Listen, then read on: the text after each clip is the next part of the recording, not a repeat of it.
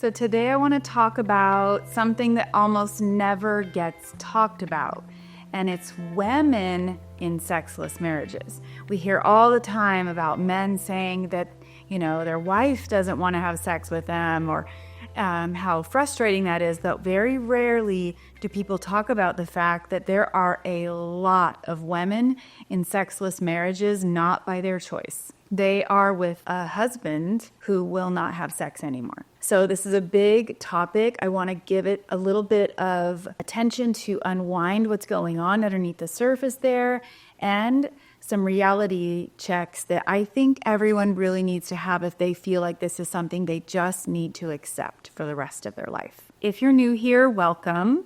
I'm Ketra Thompson, and I'm a Certified Master Hypnotist and a relationship coach and the creator of the Subconscious Solution. So I'm glad you're here. So the thing is, I hear this story all the time.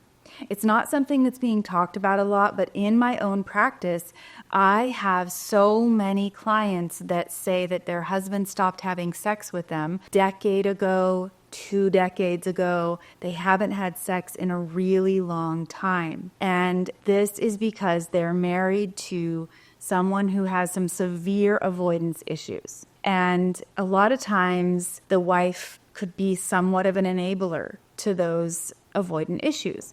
Now, they might be coming from some conditioning, religious conditioning, that you stay no matter what, or they might be coming from some societal conditioning that, you just have to deal with it and put up with it. And at the same time, they are betraying their own needs, just the way that men do when they stay in a situation that doesn't work for them.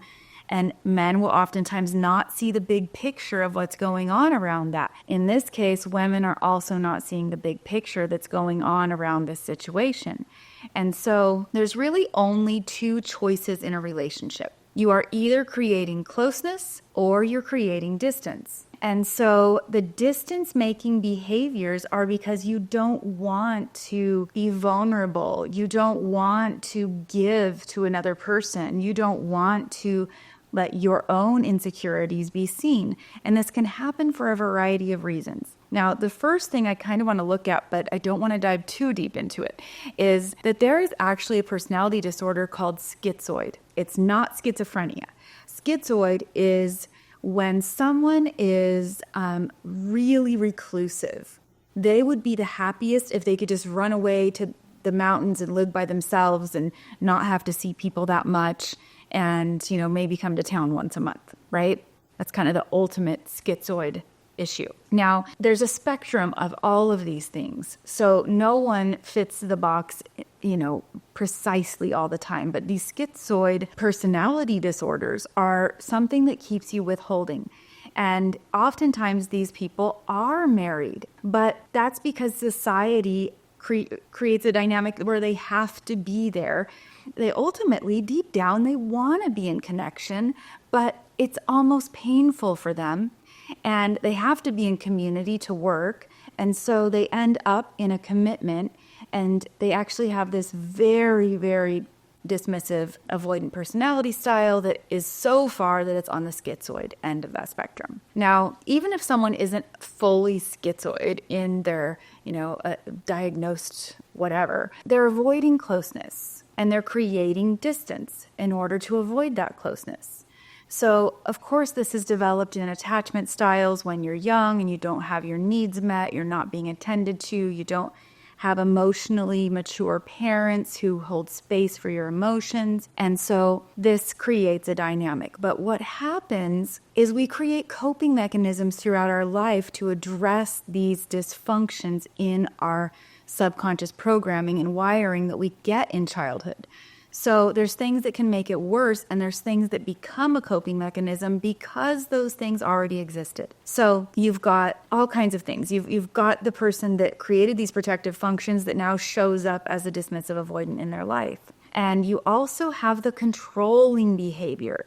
Now, some of these people have a very controlling behavior. They want it their way. They don't want to discuss anything about it. They don't really care about someone else's point of view or how they might feel because they lack empathy. And so they want full control of being the one that is the decision maker in sexual connection. Now, I have experienced that. And it's very alarming when someone is continually sexually rejecting you and you realize it's more about the control than anything else. But the other thing we cannot forget is the issue that porn addiction plays, especially in our present society. So porn can create this fantasy world in your mind.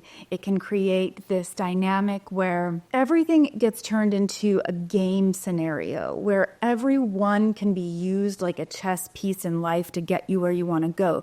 They start objectifying the person. And we've heard that term, you treat them like an object, but literally like an object in a game that can be used for their pleasure and their pleasure only without that human empathy aspect of really trying to be mutual in your sexual connection or your relationship.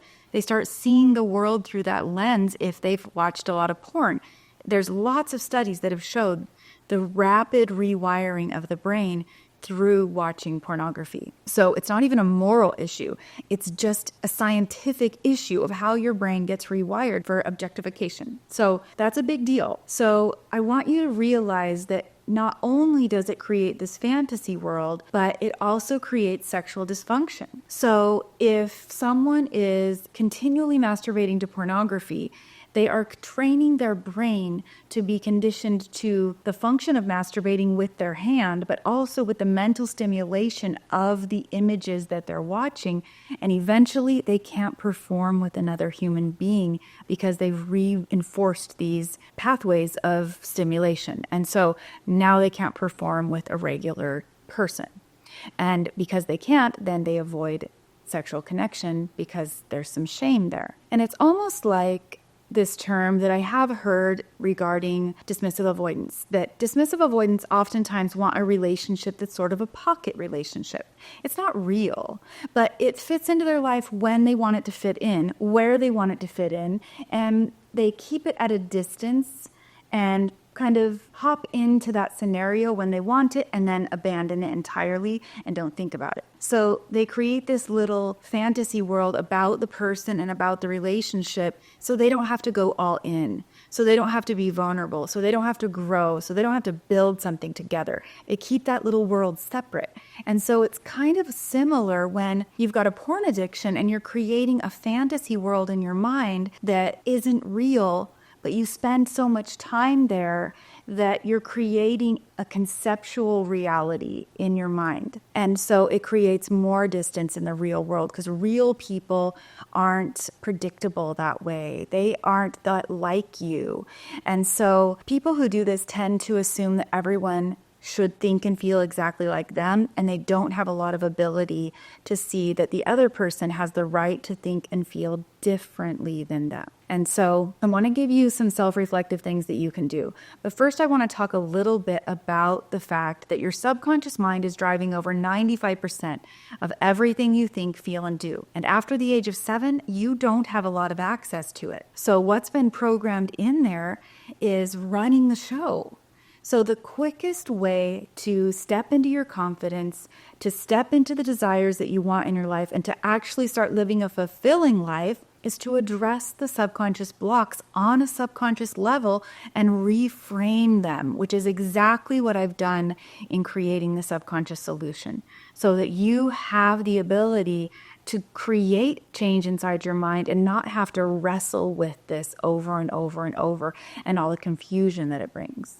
Now, there are some times when you're dealing with an avoidant person and they will use sex as their primary way of connection. They don't want to connect deeply, conversationally, but they will connect sexually because it brings them pleasure and enjoyment, and it's the only kind of path to connection that they know. So with men that are withholding sexually from their wives, that's not typically the dynamic. They are withholding because of their own fears, insecurities, porn addictions, very avoidant or schizoid tendencies. And so they want a person there when They want them available for other things in life, but they don't want to be vulnerable. They refuse to step into serving someone else in this way and expressing their needs.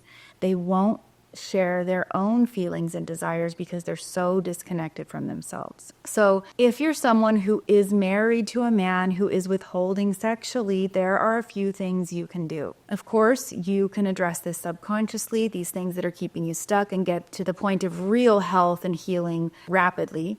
But on your own, there are some steps you can take. So you can start looking at how you're avoiding being authentic in your own life. What mask are you wearing? What facade are you holding up for the world to see? What are you pretending is real? Because a lot of times these marriages consist of someone who's putting up a really great picture of who they want the world to think they are, or who they want the world to think their marriage is. And all the while they are self-betraying. They are not using their voice. They are not tuning into their own needs. They are shutting down their own desires. And it's like death by 1,000 stab wounds. It is miserable because you are becoming smaller, you're shrinking down, you're losing your sense of self, and you're denying yourself your actual desires. Those desires matter. Those desires are part of who you are and why you're here on this planet. Because you are supposed to tune into your desires and act on them, but you're not. So you're self-betraying. Now, the next thing you want to do is start asking yourself what you want. It's really important that you know what you want, what desires you want. And it's also important that you know how you want to feel when you have that. Why do you want that thing? Why do you want that action, connection, whatever it is? It's because of how you will feel in the having of it. So you want to tune into that because it gives you a lot of information about where you're self-betraying. And so you want to really give yourself permission to get help for your own stuckness. Because if you've been doing this for a really long time, you are probably in a rut. This pattern of this is how I behave, this is how every day goes, sweep it under the rug. And the whole time you're doing that, you're becoming smaller, you're becoming less significant in your own life, you're shrinking down, you're shoving yourself into a box, you are betraying yourself over and over and over every single day because you aren't acting on what you want. You aren't asking for the other person to get help. And even if you are and they're refusing, you aren't holding up any consequences or boundaries. And that's a problem because you're going to stay stuck in the same place. So you've got to start learning how to meet your own needs. And you've got to start learning how to fill up your life in other areas so that you have the confidence and the clarity to make a decision as to whether or not you actually want to stay. Because staying might require that you continue to betray yourself. And when we have a lot of self-betrayal, it creates a toxic environment in our body. The stress of self-betrayal is oftentimes what leads to all kinds of conditions, health conditions and autoimmune disorders and all kinds of stuff because we are not allowing ourselves our full expression of happiness and joy, which is why we came to this planet in the first place, was to create, to feel joy, to feel that happiness, and to pursue that happiness. But if you aren't, you're self-betraying. And so I can explain to you all the reasons why a husband might be withholding sex, but that's not going to change the part you're playing if you aren't doing anything about it and aren't doing anything about meeting your own needs. So again, I really help people with this subconscious solution to go back on a subconscious level and reframe those beliefs where they were created so you can have so much more empowerment and confidence in your life. And if you'd like to learn more about that, check out the link in the description below. You can set up a completely free complimentary consultation call so we can talk and I can help you get some clarity and I can make my very best recommendations for you. So if this content has resonated with you, I would really appreciate it if you would click like and subscribe so you can be notified every time I post a new video. And until next time, I hope you curate a life by your own design.